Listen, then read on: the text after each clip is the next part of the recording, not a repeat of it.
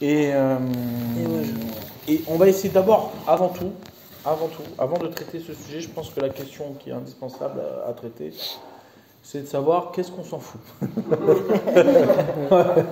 C'est une vraie question, honnêtement, parce que c'est comment dire, c'est très bizarre de voir qu'on passe autant de temps sur cette question, au final, que les gens, c'est-à-dire qu'il y a beaucoup d'argent aussi qui est dépensé pour aller voir s'il y a une vie, même si une vie ancienne, tu vois, qui a eu lieu il y a très longtemps, et même une vie, on va dire, très, comment dire, rudimentaire. Aujourd'hui, on a des satellites qui captent des signaux exprès, c'est-à-dire qui sont surveillés pour voir si on n'entend pas des messages. C'est-à-dire, c'est quelque chose qui est pris très au sérieux. C'est-à-dire, c'est pas quelque chose de, comment dire, de secondaire. C'est quelque chose d'important. Il y a des gros budgets qui sont consacrés à ce genre de technologie qui nous permettent de capter des signaux, de capter des informations, peut-être avoir une vie intelligente, autre que la nôtre, etc. Et donc, ils ont même mis des satellites avec des messages. Ils envoient des messages à chaque fois. C'est-à-dire que quand ils envoient un satellite dans l'espace, ils mettent toujours des petits messages, des messages qui sont considérés comme étant universels, qui peuvent être décryptés par d'autres intelligences dans l'espace, etc. Donc, c'est pas quelque chose de... Comment dire, anecdotique. Voilà, tu sens que c'est une préoccupation chez l'homme de se demander si véritablement on n'a pas d'autres formes intelligentes dans le monde. La question que je me suis posée, c'est de savoir est-ce que cette préoccupation-là, c'est une préoccupation moderne ou ça a été une préoccupation depuis tous les temps, c'est-à-dire depuis tout le temps, de la même manière, avec la même intensité, etc. Et surtout d'où elle vient et qu'est-ce qu'elle cache. Qu'est-ce qu'elle cache chez l'homme? C'est-à-dire que pourquoi tellement d'intérêt pour ça? Sachant qu'au final, s'il y en a une, il y en a une. S'il n'y en a pas une, tu l'as jamais vue. Donc tu n'en as rien à faire. C'est-à-dire que ça ne change pas ta vie au quotidien. Ça peut, en fait, c'est que scientifiquement parlant, ça peut aider à avoir des réponses sur l'origine de la vie. On sait qu'il y a une vie ailleurs, on peut en déduire des choses. Oui, mais on sait, c'est sûr que ça va élargir notre champ d'analyse, notre champ de la connaissance du monde et de la matière, etc. Mais il n'empêche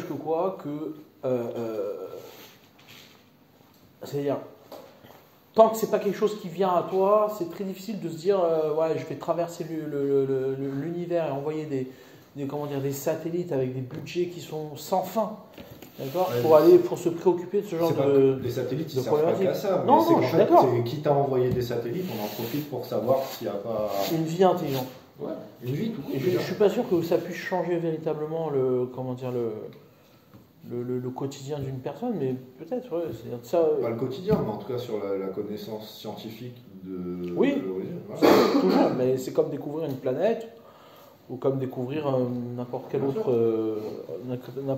nouveauté, quoi. Bon, bref, en tout cas, la question, elle se pose de savoir véritablement qu'est-ce qu'on s'en fiche. Qu'est-ce qu'on s'en fiche? En dehors de l'aspect, on va dire, scientifique, qui pourrait avoir un intérêt sur l'organisation de la matière, etc. Mais ceci dit, je pense qu'aujourd'hui, on a suffisamment de connaissances pour se dire que la matière ne sera pas différente. C'est-à-dire de là à imaginer que les choses vont fonctionner différemment, on peut juste avoir une évolution différente, mais on ne peut pas imaginer non plus un monde complètement différent. Ça restera sur les mêmes principes. Il y avait des dessins animés comme ça quand on les regardait quand on était gosse, ou alors des trucs de science-fiction, où tu voyais que la physique, les règles de la physique ou les règles de la chimie n'étaient pas les mêmes exactement et qu'il y avait une adaptation suivant les... Je pense pas que ça puisse être aussi compliqué que ça.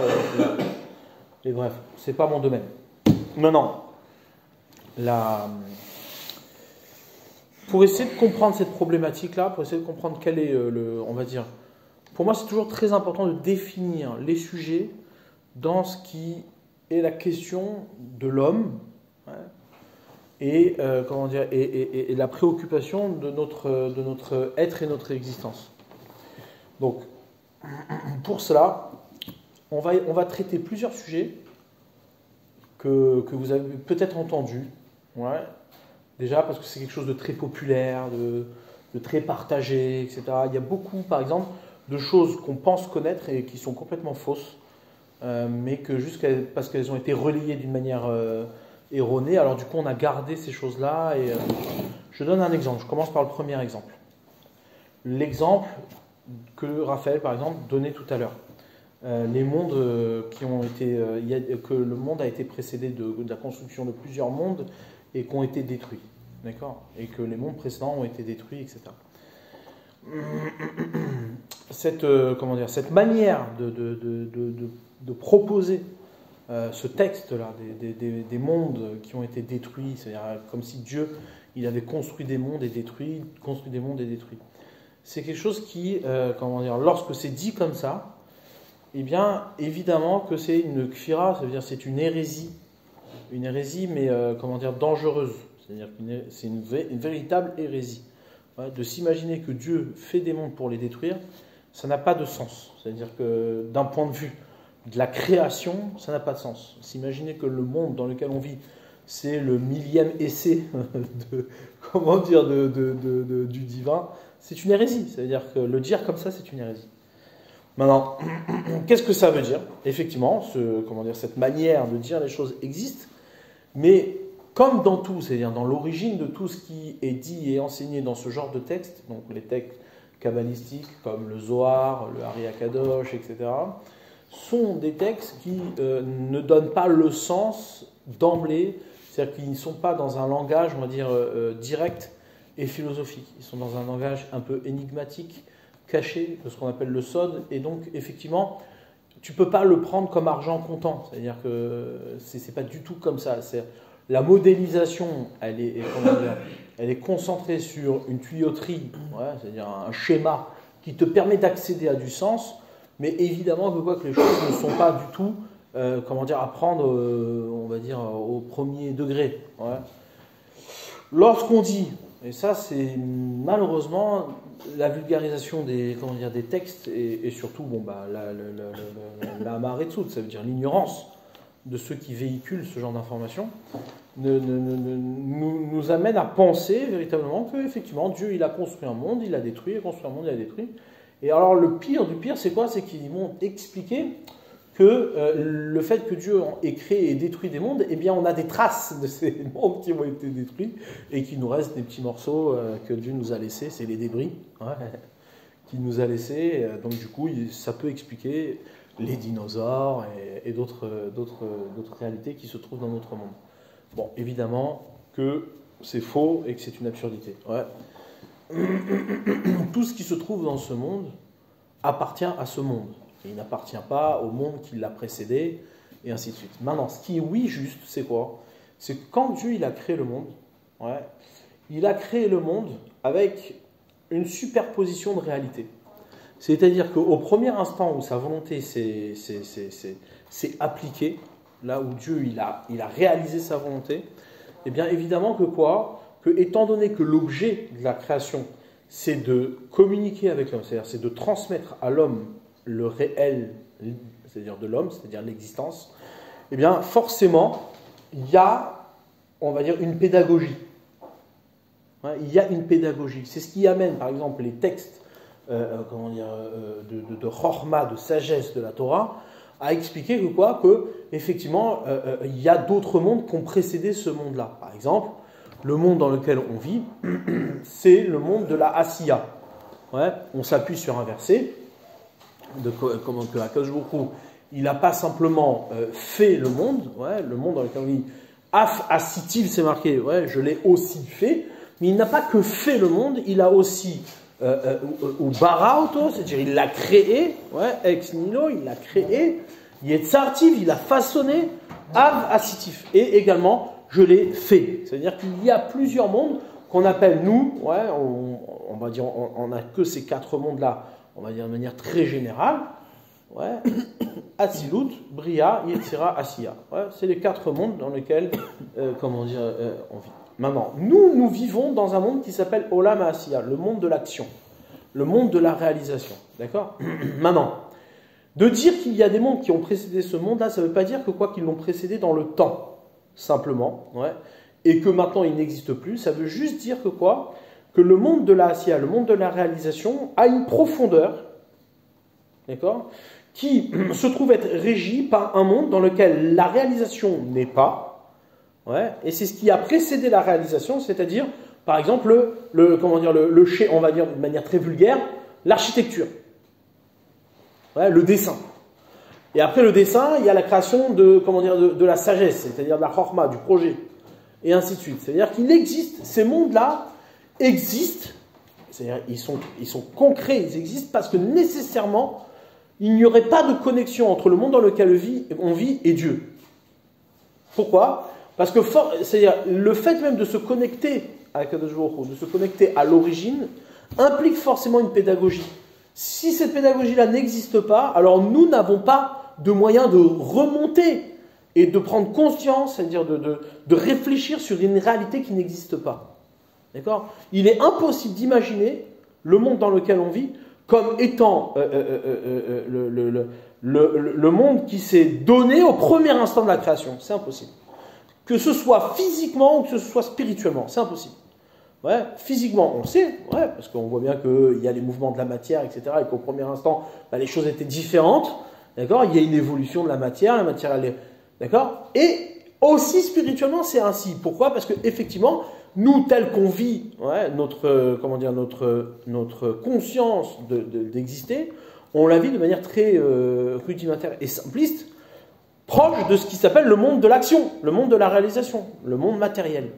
Pour pouvoir s'extraire de ce monde-là, il va falloir utiliser ce qu'on appelle notre orma, notre sagesse, notre sérel, notre intellect, pour pouvoir justement abstraire le monde dans lequel on vit et remonter en profondeur dans ce qui préexiste à la réalisation.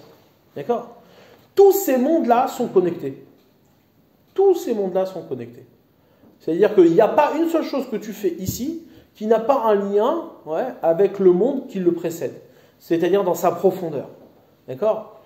Je donne un exemple bête, j'amène le Maharal. Le Maharal nous dit, dans Gvurot Hashem, il ramène qu'au moment Yehoshua, c'est connu que Yehoshua, il a fait arrêter le soleil, Akadosh Baruch Hu a fait arrêter le soleil pendant 24 heures. D'accord ? Maintenant, le Maharal, il vient et il étudie cette question-là du miracle. Ce miracle qui s'adresse à Yehoshua. Nous, quand on aborde ce sujet-là, on se dit, le soleil s'est arrêté. Il y en a même qui se sont intéressés à ça et qui sont allés voir scientifiquement, ils ont mesuré depuis la création du monde les mouvements du soleil, etc., et le nombre de... Et ils ont essayé de voir si véritablement on enlevait 24 heures, ce serait le positionnement du soleil d'aujourd'hui s'expliquerait par ces 24 heures en moins, d'accord ? Mais, oui, c'est vrai, c'est des études qui existent. Maintenant, le Maharal, lui, il nous explique, il dit, c'est pas du tout comme ça. C'est-à-dire, c'est pas cette réalité-là qui a été propre à Yehoshua, d'accord, n'est pas du tout une réalité qui est propre pour tout le monde. C'est-à-dire qu'il ne faut pas s'imaginer un seul instant que le soleil s'est arrêté pour tous. C'est-à-dire que Yehoshua, là où il vivait, là où il en avait besoin, là où il captait le réel, dans ce qui était sa confrontation à l'existence, sa confrontation au réel, effectivement, le soleil pour lui s'est arrêté. Maintenant, celui qui était à côté de lui et qui ne vivait pas avec Yehoshua, qui ne vivait pas dans cette réalité-là, le soleil ne s'est pas arrêté. Physiquement parlant, le soleil ne s'est jamais arrêté. D'accord ? La seule chose, c'est quoi ? C'est qu'il y a une possibilité de pénétrer la profondeur de l'existence et d'accéder à des mondes où les choses se proposent de manière plus profonde. D'accord ? Le monde dans lequel on vit est une projection d'un monde beaucoup plus complexe, beaucoup plus profond, où de là où c'est projeté, il n'y a pas de matière comme on le vit ici. C'est-à-dire qu'il n'y a pas un monde de réalisation, il y a un monde de façon. Et dans le monde de façon, il y a un monde de création. Quelle est la différence entre création et façon ? C'est très simple. La création, c'est quoi ? C'est le fait d'être connecté à celui qui crée. La façon, c'est le fait d'être, après. Le créateur n'est plus là. Tu n'es plus en lien avec l'origine. Tu es déjà dans ce qui découle de l'origine. Et ainsi de suite. D'accord ? Donc ça, c'est très important de comprendre ça. C'est-à-dire, c'est un point essentiel pour traiter notre sujet. C'est un point essentiel de comprendre ça.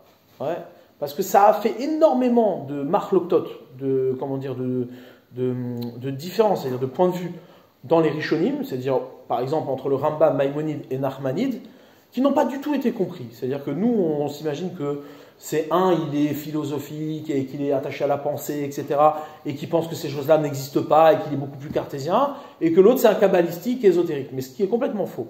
Ouais, on va essayer de comprendre. Je vais donner un exemple concret. Il y a dans la Torah des martiens. Mais des martiens du point de vue de l'homme. Ouais, mais en réalité, ce n'est pas des martiens. Quand je dis des martiens, c'est des extraterrestres. Ouais, il y a des extraterrestres. Ouais, c'est marqué. Parashat Vayera. Qu'est-ce qui se passe? Abraham et le troisième jour de sa mila, il est aux portes de sa tente. Dieu lui enlève tous les invités. Il va à tout près accomplir sa mitzvah de chesed. Qu'est-ce qui se passe? 3 mecs qui arrivent, qui déboulent en plein soleil, en plein cagnard, où les hommes ne peuvent pas circuler. Il y a ici 3 hommes qui circulent et qui font plaisir à Abraham. Ces 3 hommes-là ne sont pas des hommes. C'est quoi? C'est des anges. D'accord? Maintenant, des anges, les anges ne sont pas des extraterrestres. Ouais, qu'on soit clair.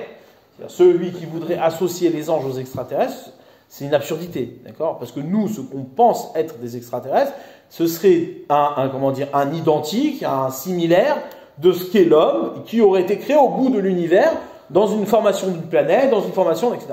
Les anges ne sont pas des extraterrestres, parce qu'ils ne sont pas matériels. Et pourtant, ici, il se passe que quoi? Qu'on a 3 anges qui sont des hommes, et qui sont visibles par Abraham.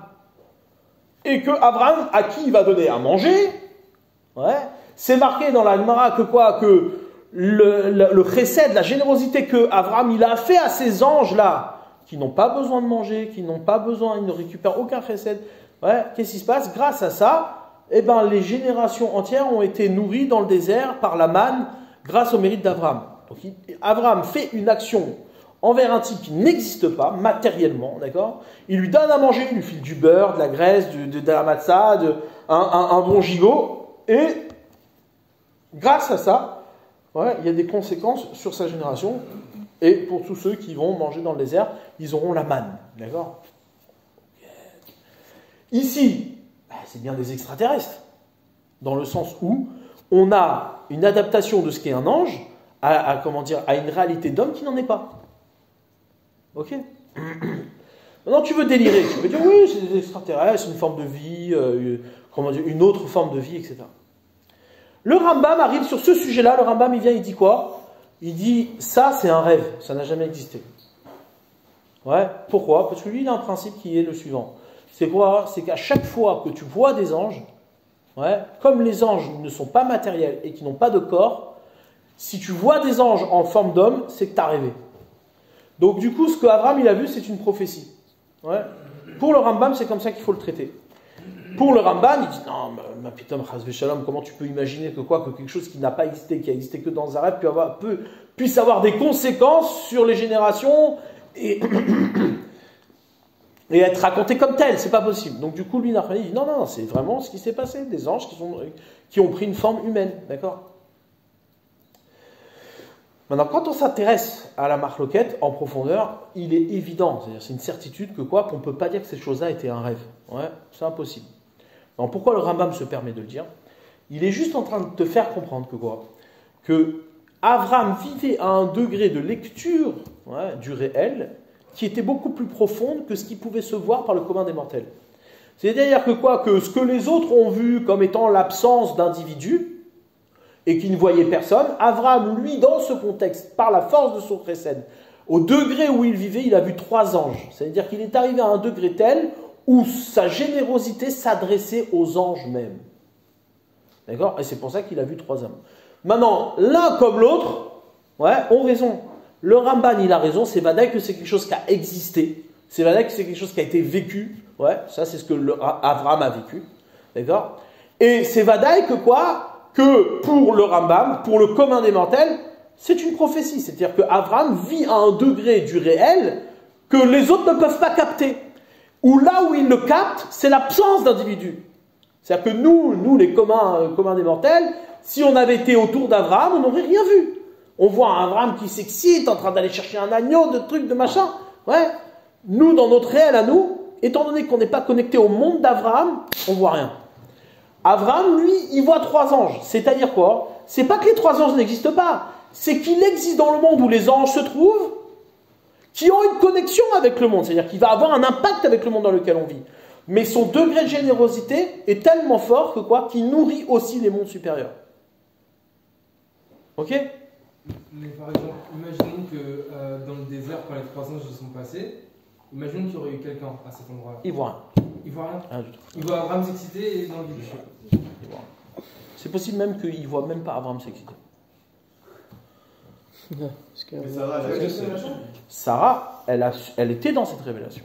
Est-ce que c'est un peu comme le Baba Saleh avec l'Arak, dans le sens où lui, il était dans la projection où il y en aurait pour tout le monde, et nous, enfin, le simple individu, il voit, entre guillemets, une bouteille d'Arak infinie, quoi. Possible. Ça peut s'expliquer aussi comme ça. Est-ce que du coup c'est lié à cette notion de, comme tu dis qu'il y a des mondes et il y a une, voilà, du coup le chesed d'Abraham qui est au niveau qui est de base l'action d'Abraham elle est au niveau du Olam Asiya, et ben se lie à ce qui va être les Olamot supérieurs. Oui, c'est ça. C'est-à-dire que l'impact, à ce moment-là, l'impact, le désir tellement fort de chesed d'Abraham était tellement puissant que quoi que il n'y a pas d'homme qui est capable de réceptionner un tel chesed. C'est pour ça qu'il n'y a pas d'homme dans les rues. C'est-à-dire Dieu a fait exprès qu'il n'y ait pas d'homme dans les rues pour laisser Abraham tranquille, pour laisser Abraham se guérir de sa mila. Seulement à ce moment-là, Abraham ne veut pas accepter une telle réalité. Du coup, il vit à une réalité supérieure. C'est-à-dire là où les anges eux-mêmes sont concernés par le chesed d'Abraham. D'accord? C'est-à-dire que c'est les anges eux-mêmes qui se soumettent au chesed d'Abraham. Ils sont nourris par ce chesed-là. Ce qui veut dire, c'est important de préciser ça. C'est pas ici ce qui est intéressant, c'est pas l'apparition des anges qui est intéressant. Ce qui est intéressant, c'est quoi? C'est la connexion des différents mondes. C'est-à-dire que quoi? Qu'il n'y a pas un seul monde qui n'est pas connecté à l'homme. Tous les mondes que l'on voit. C'est-à-dire, il faut savoir qu'il y a des milliards de mondes, des milliards. De la même manière qu'il y a des milliards d'étoiles, des milliards de galaxies, et bien, il y a des milliards de mondes superposés. Exactement de la même manière. C'est-à-dire que les mondes se construisent par cercle, par espace. Nous, on est dans l'espace de la Terre. Après, il y a le cercle lunaire qui définit un autre espace. Et après, tu as les cercles des planètes. Et après, tu as le cercle du Soleil, et ainsi de suite.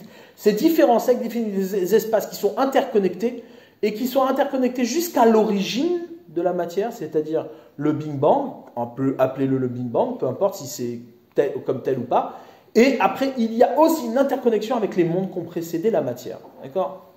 Maintenant, ces mondes qui ont précédé la matière aussi existent on peut dire à quasiment l'infini, c'est-à-dire des milliards et des milliards de mondes. Parce que chaque monde est habité de 10 mondes et de 10 mondes et chaque monde, et ainsi de suite, et ainsi de suite. D'accord? Et cet enchaînement se fait de l'Olam Asiya, Yetzira, Bria et Atzilut. Voilà, on va dire de manière clalie, de manière très générale. Maintenant, ce qui est important d'entendre, c'est quoi? C'est que tous les mondes sont interconnectés avec au centre l'homme. L'homme. C'est-à-dire qu'il n'y a pas un seul monde, il n'y a pas une seule réalité dans le monde qui n'est pas connectée à l'homme.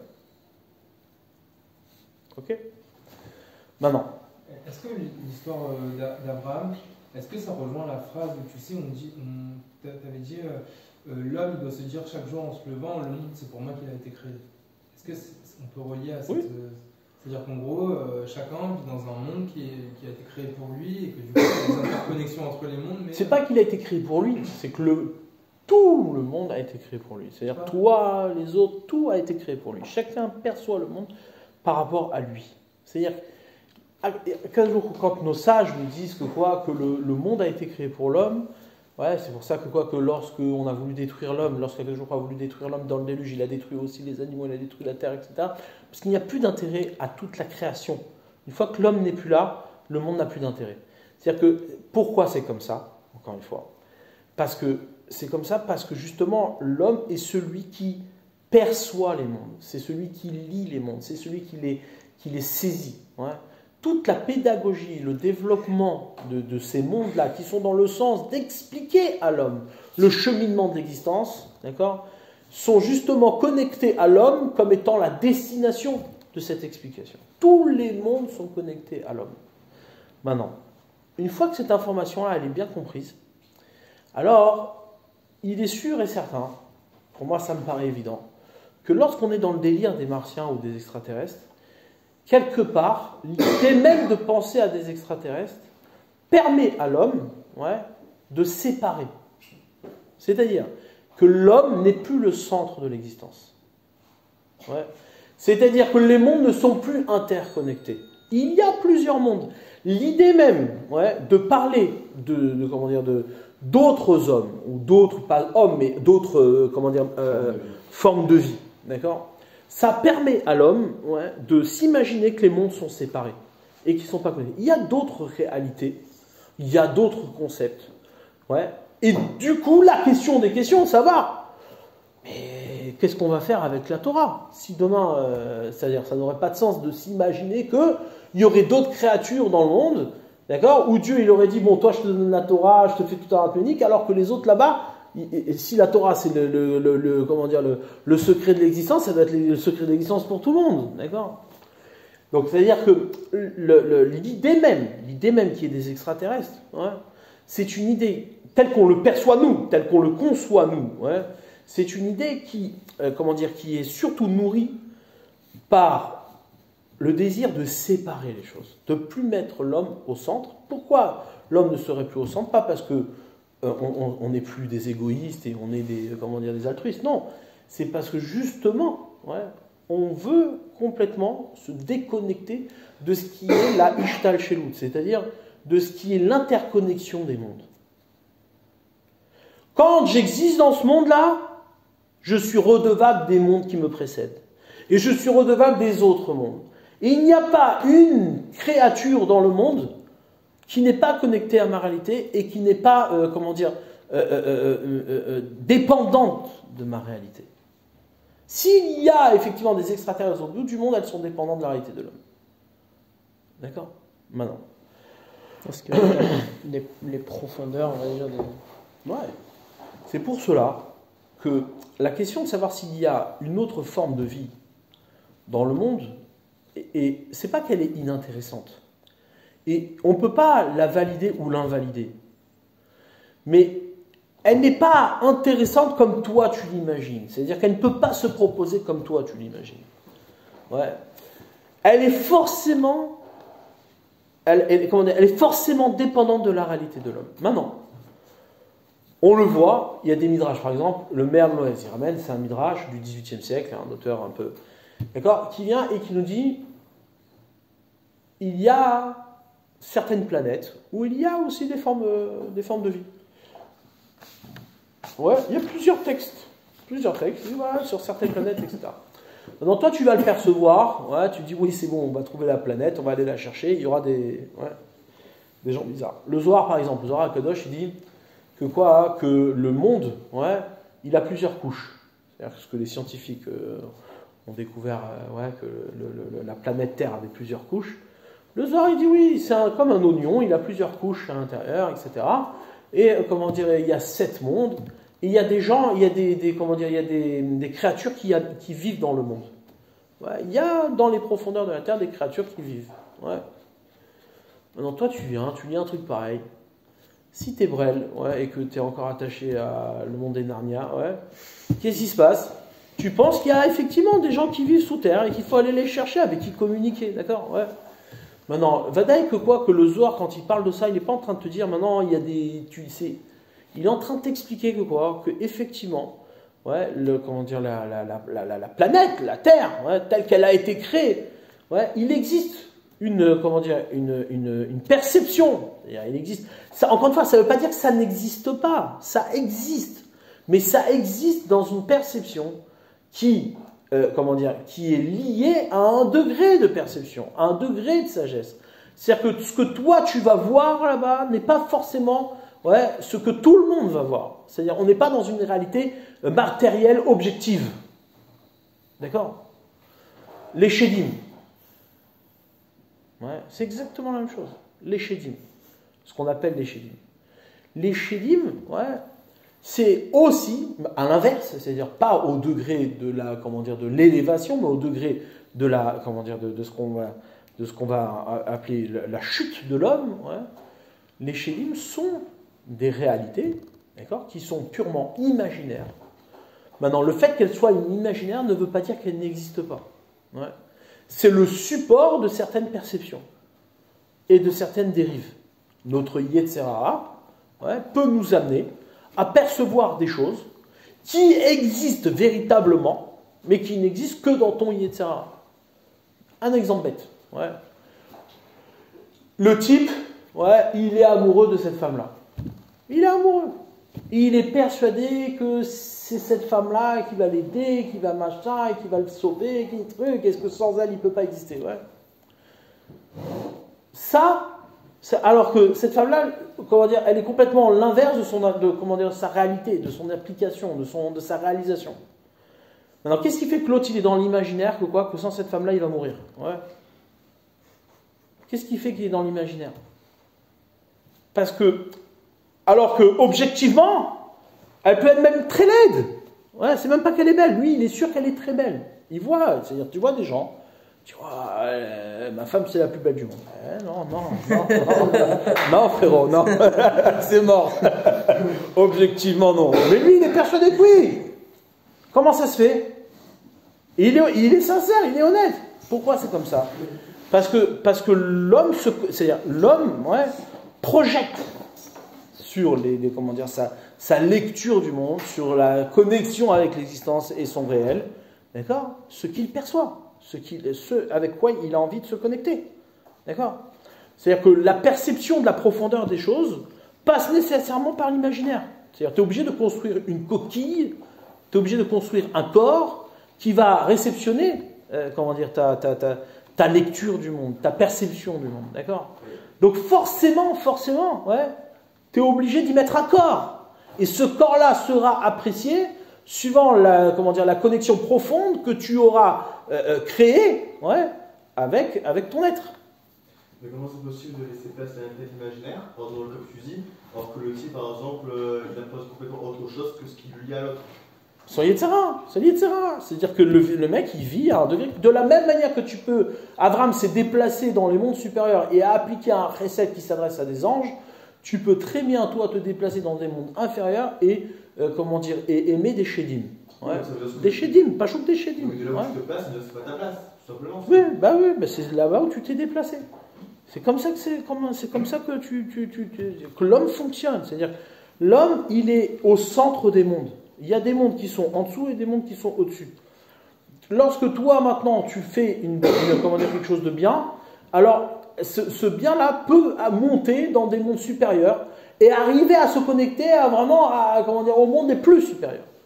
Et tu peux également, à l'inverse, te connecter aux mondes les plus inférieurs et même créer des mondes inférieurs. Le degré de la destruction des mondes, c'est pour ça que quand on parle des mondes qui ont été détruits, c'est des mondes qui ont été détruits. Pourquoi? Pas parce qu'ils sont détruits et qu'ils n'existent pas et qu'ils laissent des débris dans notre monde. C'est parce que nous ne sommes pas capables, de là où nous sommes aujourd'hui, ouais, de se connecter à ces mondes qui sont tellement supérieurs sans débris, sans les briser. Ouais. Un jour viendra où les mondes, soi-disant détruits, seront des mondes qui pourront être des kélim pour nous. Et donc nous, ce qu'on fait ici aujourd'hui, c'est quoi? C'est de rassembler ces débris et de reconstruire ces mondes dans notre capacité à grandir et à évoluer. D'accord? Mais ces mondes-là existent, ils sont bien là, ils ne sont pas détruits. Ouais, c'est juste que notre perception à nous, ouais, c'est-à-dire dans notre connexion à ces mondes tellement profonds, pour nous, ils sont détruits. Et ils ne laissent que des débris dans ce monde. D'accord? Je donne un exemple concret. Un type, il est lié à Dieu. Il est confiant en Dieu. D'accord? Il fait la Torah, il vote, fait Shabbat. Première épreuve, qu'est-ce qui se passe? On lui dit, écoute, tu veux pas travailler Shabbat? Je peux pas te payer, je peux pas t'embaucher. La première épreuve, il est là, il reste un an chez lui à la maison, il vit sur ses réserves, arrive le moment où il peut plus. Ouais, et il dit, écoute chérie, je suis obligé d'aller travailler Shabbat, parce que si je travaille pas Shabbat, on ne pourra pas manger, on ne pourra pas... Ouais, d'accord. Maintenant, ça veut dire quoi? Ça veut dire que la réalité du Shabbat, là où elle s'inscrit dans les mondes supérieurs, eh ben, elle provient d'un monde qui a été détruit pour lui. Et il ne vit qu'avec une réalité du Shabbat qui sont des débris. Pourquoi? Parce que le Shabbat n'a pas pu être un kéli, construit qui permet d'accueillir son Shabbat. de là où il est. C'est exactement pareil, c'est exactement la même chose dans tout, c'est comme ça, dans tout. Toi, lorsque tu ne te connectes pas comment dire, à la réalité des mondes supérieurs, parce que tu faiblis, parce que tu as un manque de... C'est que ces mondes, de là où ils communiquent la dimension du Shabbat, de là où ils communiquent la dimension de l'homme dans sa profondeur, eh bien, ils viennent à toi comme des débris. C'est pour ça que l'autre, au bout d'un moment, au départ, c'était soi-disant pour nourrir sa famille, puis à la fin, il achète des 4x4, il a une maison avec une piscine, etc. Et puis Shabbat, ça fait 20 ans que j'ai été obligé à un moment donné de transgresser Shabbat. D'accord ? Donc maintenant, c'est-à-dire, c'est exactement la même chose. C'est-à-dire que, encore une fois, les olamot, ce qu'on appelle les olamot, les mondes, ça vient du mot elem, ça vient du mot caché. C'est-à-dire que chaque monde est un monde qui cache un autre monde. C'est-à-dire, le monde dans lequel tu vis, c'est forcément un monde qui cache la réalité du monde qui le précède. Notre monde à nous, c'est le elem du monde supérieur. Maintenant, nous, on est dans ce monde-là et on se connecte dans ce monde-là. Mais c'est évident que si ta lecture devient plus profonde, alors forcément, tu ne vas pas voir la même chose que tout le monde. Ça peut se faire à un degré, qui ne permet pas un décrochage des réalités, mais ça peut se faire aussi dans une réalité où, effectivement, il y a un décrochage. C'est-à-dire que le type, il est ailleurs. Il a une lecture du monde qui est autre. D'accord ? Maintenant, comment dire ? C'est-à-dire que la lecture du monde qu'on a, elle peut influencer sur des réalités qui deviennent physiques, en fait. Ah oui, bien sûr. Bien sûr. D'accord ? Et cette lecture du monde, elle provient de l'étude, de la Torah, des mitzvot, etc. Et est-ce qu'il y aurait aussi quelque chose d'originel, qui est une connexion originelle, c'est-à-dire indépendante de l'effort de l'homme ? À sa naissance, il y aurait une connexion à... Il y a des connexions que l'on a, qu'on hérite, depuis de l'instant de la création, comme la Torah elle-même. C'est-à-dire quand par exemple nos sages nous disent qu'au moment de la naissance de l'homme, l'homme était dans le ventre de sa mère, il étudiait la Torah, et au moment où il sort, il naît, alors Dieu lui fait oublier la Torah. C'est pour nous dire qu'il y a bien une marque, une trace de la Torah qui provient des mondes qui l'ont précédé. C'est-à-dire que quand l'homme il naît, il est dans le ventre de sa mère, il vit dans une réalité, d'accord, qui ne peut pas être la réalité dans laquelle il naît, dans laquelle il apparaît. Là où il va se communiquer aux autres, eh bien, le monde duquel il vient est un monde qu'il ne peut pas partager, qui n'est perceptible que par une échographie. D'accord ? Mais lui, où il a vécu, c'était un autre monde complètement. Et que ce soit physiquement ou que ce soit spirituellement parlant. C'est-à-dire que les mondes matériels et les mondes spirituels sont connectés. D'accord ? Comme tu vis la matière, tu vis ta spiritualité. Là, ici, on vit matériellement d'une manière qui nous permet de nous connecter à une spiritualité qui est adaptée à la vie matérielle que l'on a. Plus tu élabores cette relation à la matière, plus tu vas élaborer ta perception de cette spiritualité, et donc tu vas pouvoir gravir des réalités, non pas qui sont, c'est pas encore une fois, c'est pas un monde imaginaire.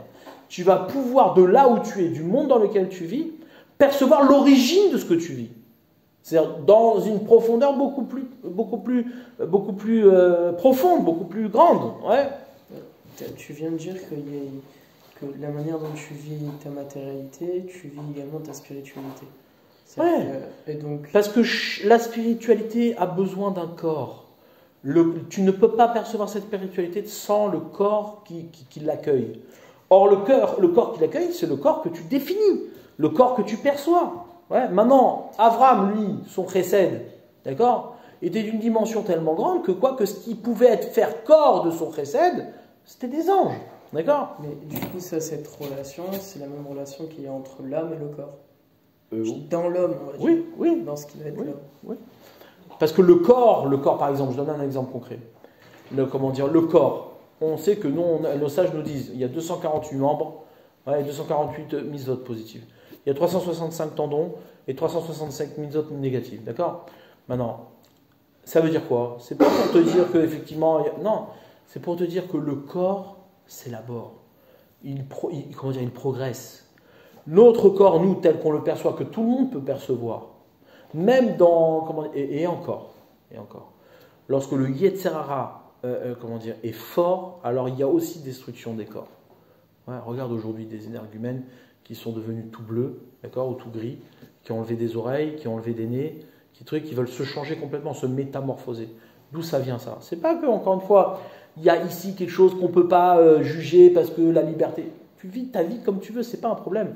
La seule chose, c'est quoi? C'est que ta corporalité, la corporalité que tu proposes, correspond au monde que tu vis en profondeur. Et tu ne peux pas dire que le monde que tu vis en profondeur est le même que les autres, c'est impossible.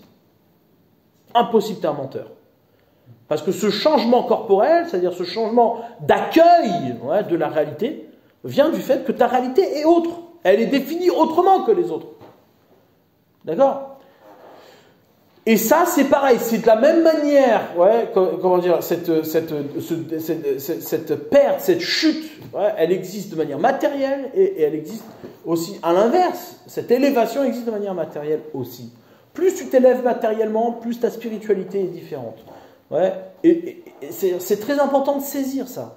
Quand Abraham voit des anges qui sont en forme d'hommes, c'est qu'en vérité, son chesed accueille des anges. C'est pour dire que les anges sont au degré 2. Comme par exemple,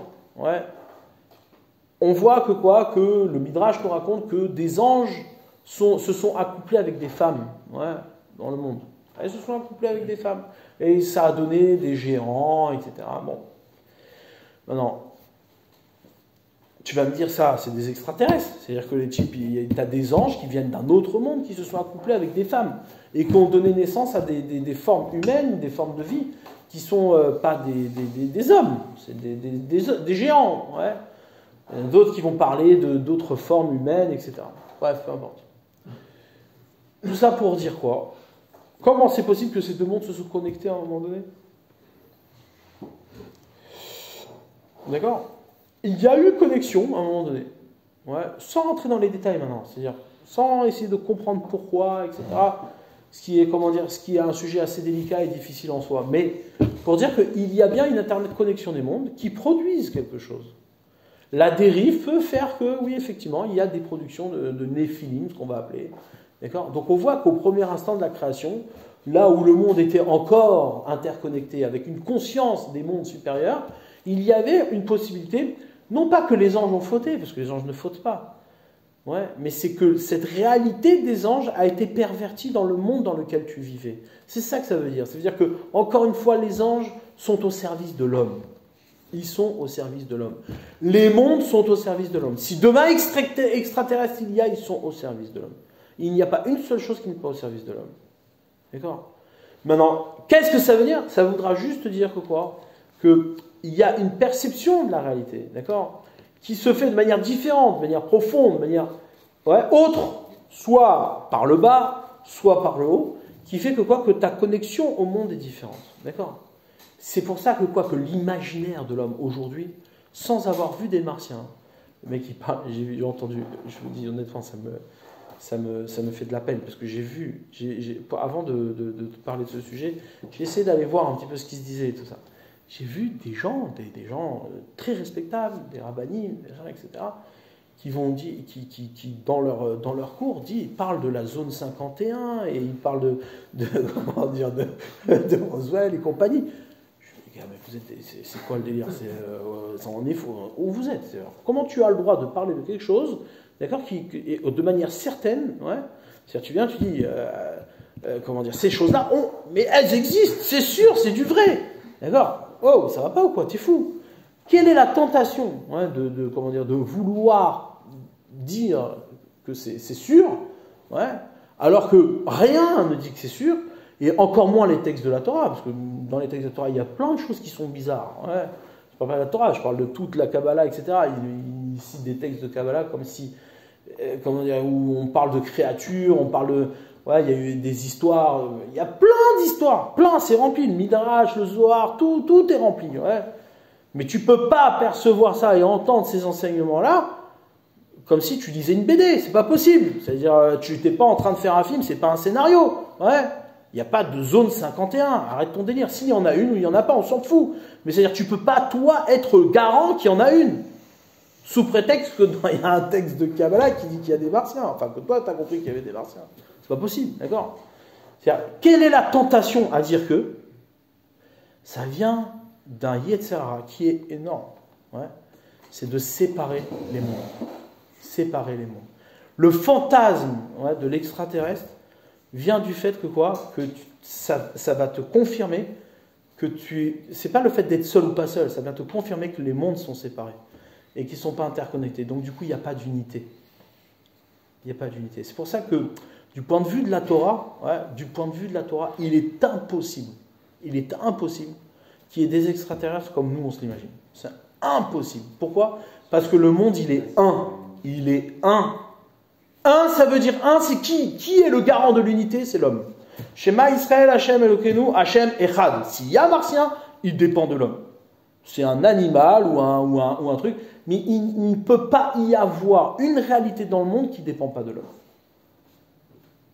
D'accord? Et c'est pour ça que au final, les mondes supérieurs, les mondes cachés, ceux qu'on n'a pas encore perçus dans notre exploration de soi, parce qu'en réalité, les mondes que tu découvres, c'est les mondes qui sont à l'intérieur de toi. D'accord? L'exploration de soi se fait de manière très profonde et donc elle peut accéder à des choses infinies. D'accord? Maintenant, dans cette exploration de soi, eh bien, effectivement, il y a le fantasme de l'extraterrestre parce que ça te permettrait de dire que tu es arrivé au bout de toi. Et de dire qu'au bout de toi, il y a autre chose, il y a une séparation. Or, toi, tu es le garant, l'homme est le garant du Echad. Il est le garant du Echad. Il n'existe pas de réalité déconnectée de l'homme, ça n'existe pas. Sinon, tu ne peux plus témoigner de Shema Israël, Hashem Elokeinu, Hashem Echad. Shema Israël, c'est connecté à la réalité d'Israël. Si Israël il est Echad, Ata Echad Veshimcha Echad, ou Mi Keamecha Israël Goy Echad Ba'aretz. Ouais, tu es un et ton nom est un. Et qui est comme toi, le peuple d'Israël, qui est un sur la terre? C'est-à-dire, c'est ma vache. Ce un-là fait que quoi qu'il ne peut pas y avoir de réalité. Ouais. Par exemple, c'est marqué que le roi des démons, il y a un roi des démons qui s'appelait Ashmadaï, qui s'est beaucoup confronté avec Shlomo HaMelech. Shlomo HaMelech, à un moment donné, il l'avait fait prisonnier. Shlomo HaMelech, il avait 12 ans quand il a eu la malchoute. Il l'avait fait prisonnier et il a voulu être roi même sur les démons. Donc du coup, il l'avait fait prisonnier. Ce démon-là, il a réussi à s'échapper et il a commencé à tourner la tête de Shlomo HaMelech. D'accord? Maintenant, il y a plusieurs épisodes où les Midrashim et les Sfarim, ils ramènent des histoires où il lui a présenté des créatures et des machins, etc. Il lui a fait voir... Ashmadaï, il l'a fait voyager, il lui a fait voir plein de créatures. Ouais. Ah, tu vas me dire, c'est vrai, alors Ashmadaï, puisqu'il est interconnecté, il peut aller partout, alors du coup, il lui a ramené des créatures du bout de l'univers. Ouais. Tout ça, c'est des absurdités. C'est-à-dire, celui qui lit les choses comme ça, c'est que malheureusement, il est encore au GAN. C'est-à-dire, il a 4 ans, 5 ans, et il voit des dessins animés. Ouais. C'est-à-dire que là-bas, c'est sûr et certain que c'est pas ça que ça veut dire. Encore une fois, du fait que Ashmadaï, le roi des démons, s'adresse à Shlomo HaMelech, c'est justement le fait que ces choses-là s'adressent à Shlomo HaMelech. Le Vadaï, que le texte, il n'est pas venu te dire, oui, tu sais, Ashmadaï, il a appris à Shlomo HaMelech qu'il y avait des extraterrestres. Non. C'est-à-dire que c'est évident qu'il y a ici quelque chose qui vient t'enseigner, une profondeur. Donc, si on veut conclure, c'est-à-dire si on veut être en face de ce sujet-là, par rapport à la Torah, encore une fois, c'est évident que la question de savoir s'il y a des extraterrestres ou qu'il n'y en a pas n'est pas une question qui en soi, d'un point de vue spirituel, change la donne. Ça ne change rien du tout. Si ce n'est qu'effectivement, il y a bien un Yetzer Hara chez l'homme de penser qu'il y a une tentation à imaginer qu'il y a d'autres vies, parce que justement, l'homme est dans cette quête des mondes. L'homme est dans cette quête des mondes. De la même manière que l'homme est responsable de nommer les choses, alors forcément, inconsciemment, en lui, il y a cette nécessité de nommer ce qui manque. Il a un manque en lui, le manque de tout, des mondes supérieurs qui s'adressent à lui. Il y a une résonance de ces mondes qui se fait à travers le monde dans lequel il vit. Du coup, qu'est-ce qui se passe? Il est tenté d'expérimenter d'autres réalités. Mais il fait ça dans la séparation. Le grand danger, et on voit bien tous les Brel qui font partie des groupes des ovnis, des machins, des trucs, etc. En réalité, c'est que des cas, c'est des cas sauts, c'est-à-dire c'est des cas de personnes qui cherchent justement à séparer les mondes, ouais, à faire en sorte que il y a plusieurs réalités, ouais. Et donc à faire que l'homme n'est plus au centre, il n'est plus responsable, il n'est plus connecté, il n'est plus celui qui explique les choses. Ouais. Il y aurait d'autres formes intelligentes qui expliqueraient le monde différemment. C'est impossible ça. Impossible. Impossible. Ah, mais une question. Est-ce que c'est possible que quelqu'un, par exemple, dans sa vie, il connaît une personne, par exemple, et cette personne, elle n'est plus là. Il la trouve, elle est plus là. On ne sait pas pourquoi, mais elle n'est plus là. Elle a disparu. Voilà, elle a disparu. Imaginons que ce mec-là, il va évoluer d'une manière où dans son monde, cette personne va revenir, on va dire. C'est possible ça ou pas? Par exemple, une personne disparaisse. Est-ce que c'est possible que quelqu'un disparaisse d'un monde parce que quelqu'un d'autre a évolué d'une certaine manière dans son monde à lui? Les personnes, elles existent. Ce que tu as dit tout à l'heure. Elles existent. La seule chose que oui est possible, c'est que toi, tu peux créer un imaginaire où l'autre n'existe plus. Mais par exemple, tout à l'heure, tu as dit que, par exemple, l'histoire d'Abraham avec les anges, c'est possible que quelqu'un qui serait là-bas n'aurait même pas vu Abraham. Ça voudrait dire... Non, oui, il n'aurait pas vu Abraham s'exciter. De toute façon, il n'y a pas eu de... Abraham, il le voit, il est là. Il aurait vu autre chose. Il aurait vu autre chose. Il aurait vu un Abraham qui se repose. Alors qu'en vrai, Abraham, il s'excite. Abraham, il est en train de servir à manger aux anges. Mais je ne comprends pas comment c'est possible, en fait. Parce que c'est juste une profondeur du réel. Quand Abraham, il est en train d'étudier la Torah à fond et il prie Hachem pour faire du chesed, ouais. Toi, tu vois un Abraham qui prie. En vérité, quand sa prière elle est exaucée, qu'est-ce qui se passe? Il y a un Abraham qui fait cuire un agneau et qui donne à manger à un ange. Et ça, c'est la réalité d'Abraham. C'est là où il est. Une fois, tu avais donné un exemple, tu avais donné une histoire du Rav du Chavetz Chaim. Tu avais dit comme quoi il s'était caché dans le Beth Midrash parce qu'à chaque fois, c'était Nahumke, je crois, c'est ça, qui fermait le Beth Midrash à clé.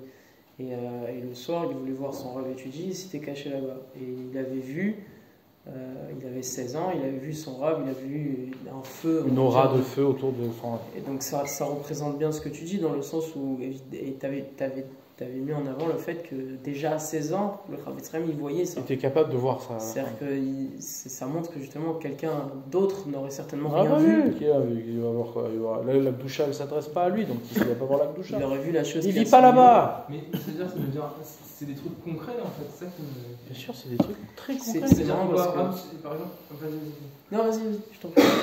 Imagine par exemple le mec il voit Abraham se reposer, il vient lui dire ouais salut et tout, alors qu'Abraham quelque part d'autre il est en train de s'arrêter. C'est pas quelque part d'autre. Il n'est pas ailleurs. C'est de là où il est, tel qu'il vit les choses ici matériellement à ton niveau, à toi. Lui, il les vit dans une réalité beaucoup plus profonde, avec d'autres mouvements, d'autres réalités, d'autres nourrissements. Donc ça fait plusieurs réalités physiques finalement. C'est la réalité de l'homme. L'homme, il est dans plusieurs réalités superposées. Ce qui m'interpelle, c'est le fait que ça devienne physique en fait. C'est physique. La question, c'est de savoir où toi tu es physique. Où est ton corps? Est-ce que ton corps, il est corps de ce que peut être un ange, ou il est corps d'autre chose? C'est un truc que je trouve qu'on peut même voir. C'est un truc qui arrive souvent, dans le sens où souvent on entend ce genre de phrases, par exemple ceux qui étudient la Torah. Okay, on va avoir un discours, celui qui va dire ouais, mais ceux justement qui vivent les choses totalement différentes, les gens ils perdent leur temps au final dans ce qui va être l'étude de la Torah, l'étude, etc. Ils se disent que quoi, qu'ils lisent juste un bouquin, quoi, un livre, et ça s'arrête là, tu vois. Il va avoir une réalité différente, celle qui va prendre conscience qu'en réalité, bah non, c'est pas juste un livre, et c'est bien plus profond, tu vois. Je pense que ça rejoint un peu cette idée. Bien sûr, le type qui va étudier la Torah, il protège comment dire, sa ville, il protège son environnement, il protège sa famille, et ça, c'est comment dire, ces interactions-là, tu les vois pas. Mais c'est même pas sûr que celui qui l'étudie les voit. Parce qu'il n'est pas en capacité de les voir. Mais Abraham, lui, il a réussi à, comment dire, à voir ça. Et pour lui, il n'a pas vu des anges, il a vu des hommes. Ouais, c'est comme s'il y avait une fusion entre le monde de base dans la qualité et les mondes... Bah oui, parce qu'Abraham, il se trouve dans le monde de base et sa perception perce tous les mondes et connecte tous les mondes. Et nous, en vérité, là où on est connecté avec tous les mondes. notre action ici a une conséquence sur tout le monde. Seulement, on n'est pas en capacité de le voir, parce qu'on vit ici. Mais il y en a d'autres qui arrivent à le percevoir, parce qu'ils arrivent à vivre beaucoup plus en profondeur. Et de la même manière, ça veut dire qu'il y a, comme tu as expliqué tout à l'heure, il y a des gens dans notre monde à nous qu'ils n'ont pas accès au monde supérieur parce que ça a été brisé dans leur... Ça, c'est ce qu'on appelle la brisure des mondes. Ça veut dire qu'il existe des mondes très très supérieurs qui, au final, sont tellement inaccessibles que pour nous, sont perceptibles comme des débris. C'est ce qu'on appelle les mondes détruits. Ce que les gens appellent, oui, Dieu, il a fait des mondes, il les a détruits, il a fait des mondes, il les a détruits. Ça n'existe pas. Que Dieu ait fait des mondes, il les détruit pour faire d'autres mondes. C'est juste pour dire que ces mondes-là existent dans ton monde à toi, comme des débris, qui sont détruits pour toi. Du coup, c'est dans une et que ton travail, c'est de les reconstruire. C'est dans la dimension des Olama Atzilut, etc. Plus haut, bien plus haut encore. Bien plus haut. D'accord. Donc ce qui m'intéresse ici, c'était pas tellement de parler des extraterrestres, parce que bon, ça tu peux en voir si tu en as envie d'en voir, mais ce qui était très important, c'est de percevoir le sujet des extraterrestres. Il y a bien un sujet des extraterrestres, mais ce sujet-là n'existe que pour celui qui, au final, veut diviser les mondes. Tel que nous, on veut le communiquer. C'est pas fort. Oui. C'est pas forcément de l'idolâtrie. C'est un moyen de séparer.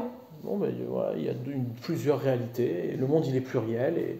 Et comment dire, pour moi, ça me paraît évident que cette tentation de la pluralité se fait d'autant plus en tout cas hilarante aujourd'hui. C'est-à-dire, elle est aujourd'hui marrante. C'est marrant de voir un gars qui veut voir les étoiles et voir s'il n'y a pas des soucoupes volantes. Il y a des mecs qui racontent qu'à Jérusalem, un jour, ils ont vu une boule au-dessus du Kotel qui a volé vers le ciel. Et ils se sont dit, c'est une soucoupe volante, c'est sûr, il y a des martiens. Bon, meskénim, ça, mamache, meskénim. C'est-à-dire, ceux-là, il faut leur donner des médicaments. Ils ont vu aussi le Betamikdash. Oui, ça n'a pas de... L'hallucination, ça existe. Oui, mais t'es malade. Ça s'appelle que t'es malade, il faut aller voir, il faut consulter. Non, mais c'est vrai, c'est fou, c'est-à-dire c'est fou. Mais encore une fois, c'est pas pour dire que c'est pas possible. Mais c'est-à-dire que si t'en attaches tellement d'importance et que tu t'imagines que c'est ça, c'est que quelque part tu vis là-bas, quoi. Tu vis dans cette réalité où tout se sépare et tout se divise. Ouais. La question, c'est d'avoir toi maintenant, qu'est-ce que tu as vu? Tu veux voir une soucoupe volante, tu as vu une soucoupe volante, tu as vu une lumière, Tu veux voir quoi? Qu'est-ce que tu veux voir? Qu'est-ce que tu veux voir? Ah, cette lumière, elle te fait penser que dedans, il y a des martiens avec des gros yeux globuleux qui ne parlent pas, mais qui peuvent te parler par la pensée. C'est-à-dire, zone 51. Il faut être taré, c'est-à-dire, mamache, c'est... Il y a une question, c'est par rapport aux étoiles. L'autre fois, j'avais discuté à Yeshiva des étoiles. Et genre, en fait, les étoiles, le ciel, ça représente un second monde, presque, c'est ça? Ça s'appelle comment? De quoi? Le ciel où on voit les étoiles, ça représente un autre monde ou pas? C'est plusieurs cieux, c'est pas des mondes, c'est des cieux. Des cieux? Oui. Et comment ça... Enfin, nous, on le voit comme des étoiles qui sont là, comme s'ils étaient devant nous. Mais après, quand on utilise une fusée avec nos outils, etc., qu'on va voir, en fait, c'est à des millions de kilomètres. Mais là aussi, pareil. Ce que la Gemara elle raconte, qu'il y a 7 cieux, etc., tu ne peux pas te déplacer matériellement là-bas. C'est par exemple... Oui, bien sûr. Non, je t'explique juste un truc important. C'est que les étoiles, là où elles se trouvent, quand tu dis elles sont dans un autre cieux, c'est pas les étoiles que toi, telles que tu les vois, toi, ici. Ouais, ou même si tu étais sur cette étoile là-bas. Ouais, c'est le monde des étoiles, c'est-à-dire ce qui est à l'origine des étoiles. Ouais. Par exemple, la Gemara, elle ramène que qu'entre chaque cieux, il y a 500 années. Ouais. Alors, récemment, comme on joue beaucoup avec les années-lumière, etc., les mecs, ils ont fait un calcul. Ils ont dit, il y a 500 années, donc entre 7 cieux, ça te fait 3500 années. Ah non, mais ça ne correspond pas. Parce que ça n'a rien à voir. C'est strictement rien à voir. C'est juste des distances que, par exemple, Eliyahu Hanavi parcourt. Qu'est-ce que ça représente ces 500 années? Ça n'a rien à voir avec les 500 années-lumière. Il n'y a pas quelque chose ici de matériel. Ouais. Les 7 cieux dont on parle, c'est 7, on va dire, cette perception, encore une fois, telle qu'on l'a décrit, 7 perceptions différentes. Quand on parle des cieux des Kohavim ou encore des Mazalot, etc., c'est pas tel que nous on le perçoit. Voilà, c'est comme si on était sur le Mazal Talé et on se trouve là-bas et on est là-bas. Ça n'a rien à voir. Mais du coup, les étoiles qu'on perçoit, en fait, ils viennent témoigner d'une réalité autre qui est. Oui, ça oui. Mais en Ça, fait, c'est pas cette réalité-là. Nous, on a cette perception, mais ça témoigne d'une réalité autre ailleurs. Ça, ouais, ça oui. D'accord. Surtout ce qui est accessible à l'homme, c'est dans la matière. Je parle matériellement. Oui. Ça y est. Tu peux pas faire. Ah, d'accord. Merci.